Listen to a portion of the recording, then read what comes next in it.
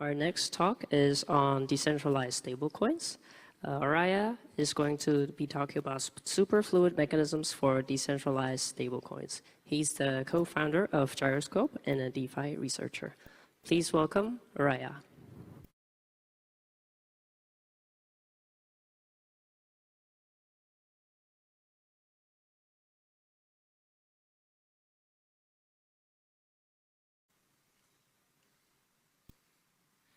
Hi, everybody. I'm Ariah Klages-Mundt.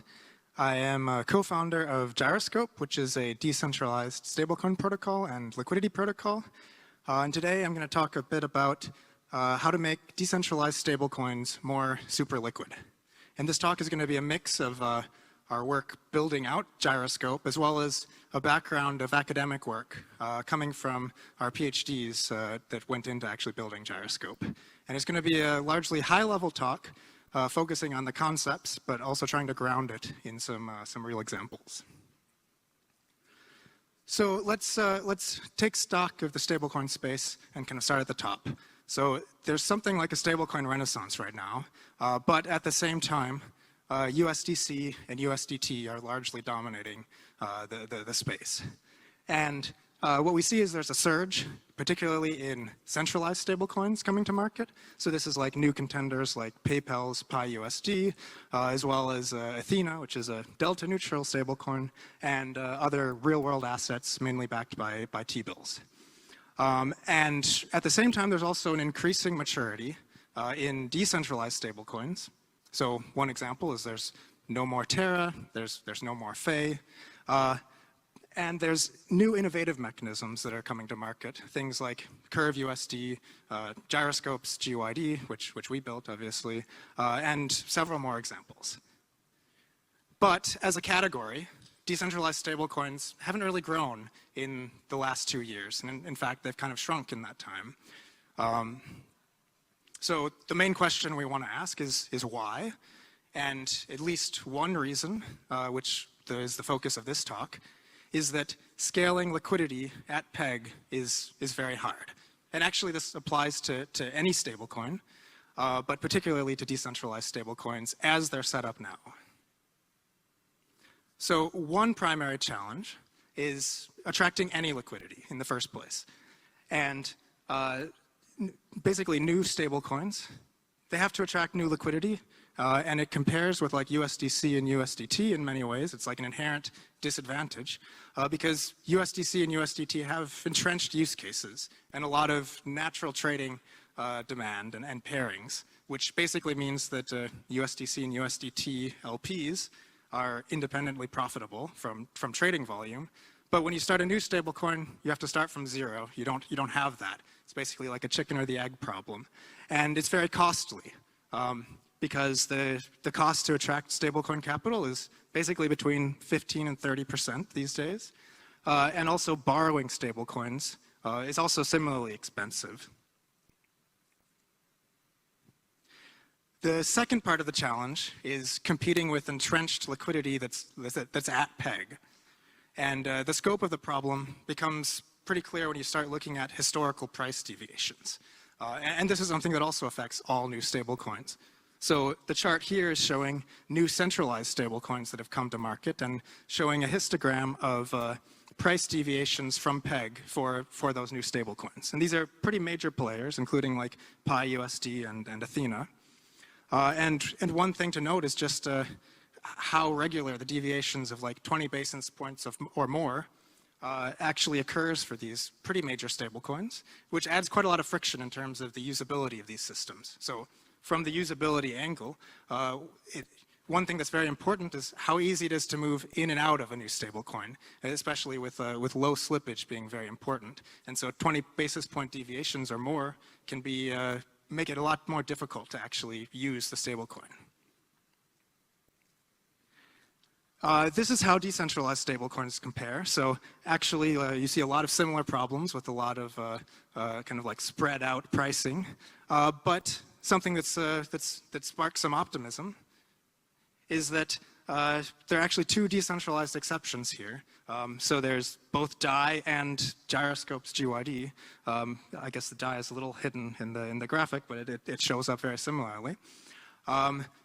And this basically just presents some ideas that maybe you can actually do better by using some advantages of decentralized stablecoins. And then the third part of the challenge is that it's just very difficult technically, especially for decentralized stablecoins. And I'll walk through a few of these reasons. When a stablecoin's price is expected to move around, it becomes harder to get deep liquidity for it. And this is just a practical consequence. You need to spread liquidity over more prices. And you need to convince people to do that and take the risks of market making over that range of prices. And why does this happen? It usually comes down to frictions about the stablecoin design itself. So, for instance, frictions in minting or redeeming or otherwise issuing the stablecoin, which can come down to things like fees and speed of settlement. One thing to note is that like off-chain settlement, which is what you basically have to do for centralized stablecoins, can often be very slow, as can kind of cross-chain kind of mechanisms where maybe if you mint on one chain, but you have to bridge to another chain, that can lead to kind of delays, in the worst case up to like possibly a week. Another thing that comes into play quite a lot is that you often have to balance the interest rate for a leverage market, for when you issue stablecoins in a borrow market. And the reason here is that the main use case is leverage for these sort of markets. People usually borrow the stablecoin and then sell the stablecoin. And the interest rate basically has to keep the stablecoin on peg by balancing the supply and the demand in that market, or else the stablecoin depegs. And then you can also have kind of like shocks to underlying assets and various risks. We actually did quite a lot of work in our research on this, but that's kind of not the focus of this talk. So we'll kind of leave that to. There's another good talk at previous Devcons actually, if you're interested in that. But let's walk through one example here. So this is a case study of Go, which illustrates both of these kind of frictions coming to fruition at different points. So the price of Go has been pretty volatile since it launched. This is the pricing from this year. And there are two main reasons to this. The first reason is that in the first part of this chart, basically there were frictions to the interest rate borrowing balancing the borrow market. Basically, the go-to-market strategy relied on providing below equilibrium interest rates to kind of like incentivize supply. But that basically means that there are too many people trying to leverage and sell, and you end up just without a balanced market. And then the later part of this chart is another problem. So they fixed the interest rate sort of issue in Go, or changed the rates, but there was kind of an excess of incentives at one point. They did have a like one-to-one mechanism to mint new Go against like USDC and USDT, but unfortunately this was exhausted. And so you basically see kind of like above peg happening in that realm. But then they fixed that problem. But this kind of illustrates like where some of these pricing issues can come up. Okay, let's take one step back before we go any further, which is why should we care about decentralized stablecoins anyways? I mean, first you should think about like from fundamentals. I think a lot of us here care about actually like building decentralized things. We care about bringing too much counterparty risk in, or censorship risk, or geographic risk, or kind of like tying to particular custodians, or kind of locking into particular vendors. And this is a risk if you use too many centralized stablecoins, that you're basically embedding this into what we're building in DeFi. And wasn't the point of DeFi basically to make things as decentralized as possible? But if you're still not convinced, then you can just also take the practical viewpoint, which there's a very good example. When USDC depegged in the SVB crisis, it basically took down DeFi for a few days, because this is how DeFi was constructed at the time. And in principle, we can build things that don't have this susceptibility, and that's another reason to kind of like build decentralized protocols that can manage the risks in a decentralized way without relying on a centralized institution to do it. Okay, so the rest of this talk is going to go through a bit of how do we make decentralized stablecoins super liquid, and we're going to run through quickly what the state of the art is, including some examples of what doesn't work, and then go through what we think is a better way, actually, to solve this. So the current state of the art focuses on two parts. The first is around designing primary markets for a new stablecoin. And so primary market basically means minting and redeeming for a decentralized stablecoin, in particular on-chain mint and redeem. And one benefit to these decentralized stablecoins here is they can do this on-chain, which means that there's potentially a lot lower frictions than for a centralized stablecoin. So in particular, you can do mint and redeem atomically. So you can actually kind of balance markets using flash loans instead of requiring market makers to take inventory. And this is actually why GYD and DAI in one of the earlier pictures was actually achieving a much tighter pricing than even PyUSD, because it has these advantages in its effectively mint and redeem market. And another idea is you can actually segment the where you need liquidity using mint and redeem. You can basically let the primary market handle the extremities of the pricing region, and then you can concentrate the secondary markets on the areas that are most important within kind of the minting or redemption bounds. A slight caution here is that there's a lot of risks to primary markets and building them in the right way. And this came about as an example also in like the SVB crisis.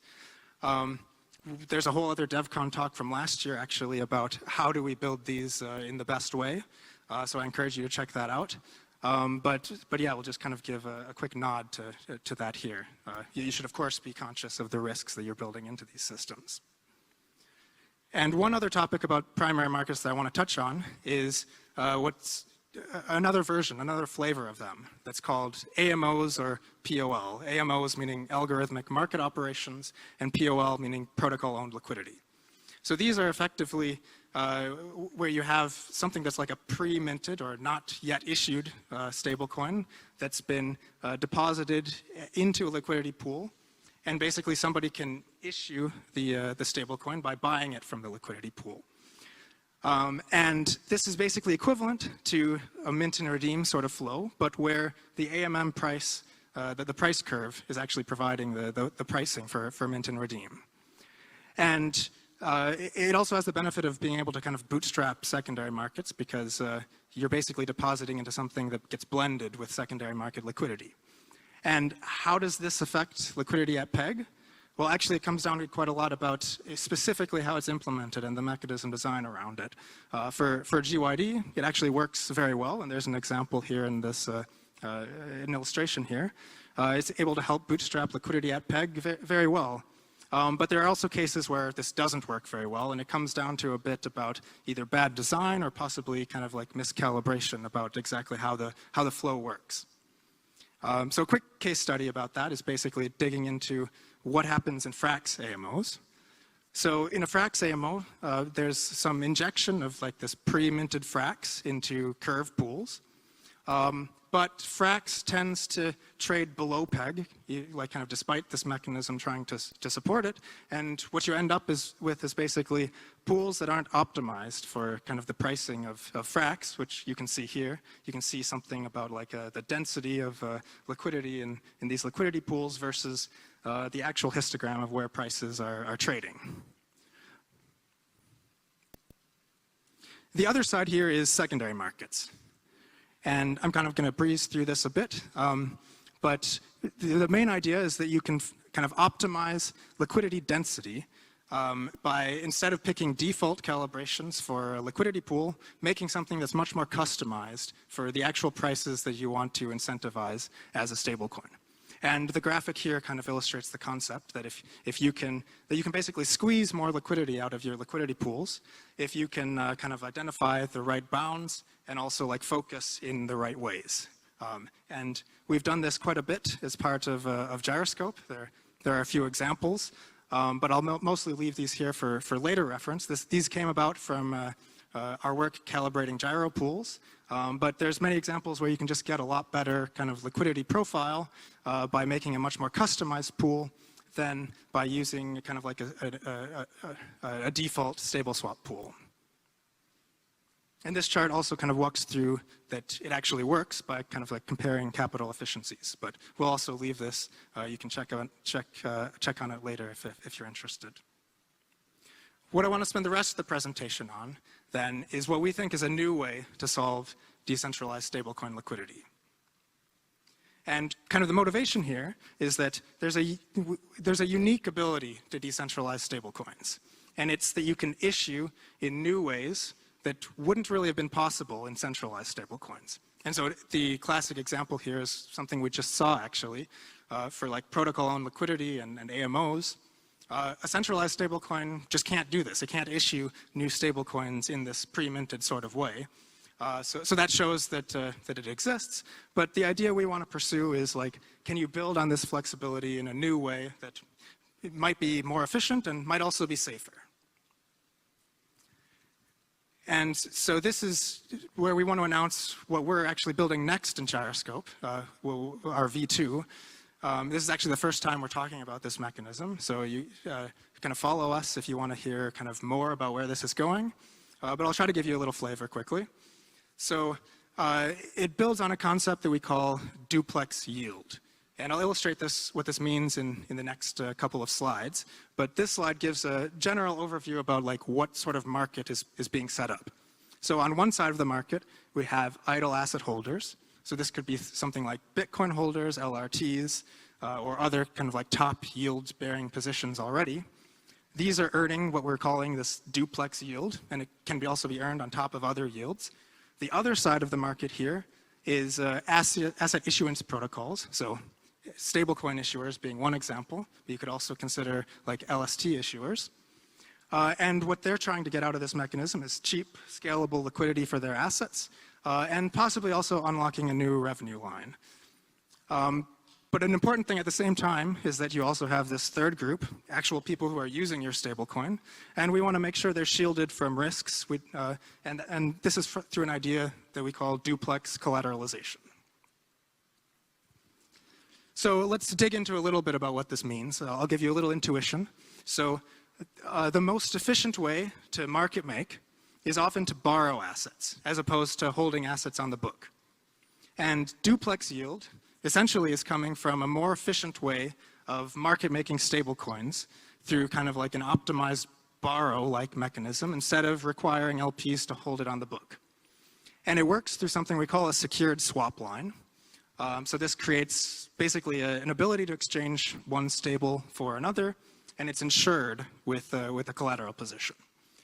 And the idea of where lower cost is coming from here in efficiency is that you can actually, through this mechanism, use something like Bitcoin, which has a much lower hurdle rate, lower cost of capital, something like 3 to 5%,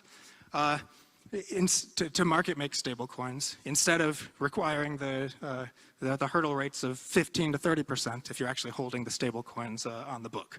And you can stack these yields on top of each other. So we actually think the future yield stack will look something like this. You have all of these different staking yields already.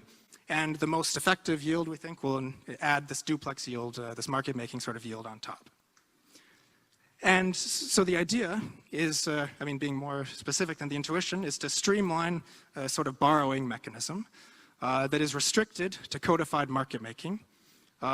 Main idea here is that you can basically price discriminate between the leverage market, which ends up having very high borrow costs because it has to, as we saw in the previous slide, it has to balance the supply and demand of the leverage market. And there's a lot of demand for leverage. But you can price discriminate between this leverage market and other markets, like this sort of market-making market, and that a decentralized stablecoin can do this in a uniquely low way because it has this flexibility about issuance and also wants to foster liquidity for the asset. So this slide walks through kind of how a secured swap line actually works. I'll only be able to give a quick flavor, but you can check back in on it later, and there'll be more information coming out as well. There's kind of like 3 stages to it. You start with the idle asset that you want to earn a yield on, so something like Bitcoin. You have stablecoin issuers who jointly issue against this vault. So these issuers may set their own interest rates, possibly zero if they want to incentivize, or possibly not if they want to kind of risk control. And B could also be borrowed elsewhere, by the way, so you could also pair with USDC, you just don't get as many advantages. And then effectively what's happening is that these A and B are being provided in a secondary market. People can swap through this. And at the point where somebody is swapping one asset for another, these sort of like pre-minted stablecoins get backed by the asset that's swapped into the pool, but they're also backed by the collateral. And the collateral provider is being paid for this, which is where this yield is coming from. And the market-making losses, basically, are being insured by the collateral, and so not taken on by the protocol. And then this is enforced by liquidations. And then there are various properties you can get. One nice thing is that you get all of this efficient liquidity, but you don't have to trust kind of each other's assets as like stablecoin issuers. And you also don't have to trust market makers. And you can also get conceivably very high capital efficiency. So up to $20 of liquidity for $1 of TVL, basically, if you want to take on that risk. And if you don't, a protocol can set it up differently. So that brings us to kind of the end of the talk. There's kind of a few main takeaways here. But I'll just leave this up, and we can open it up for questions.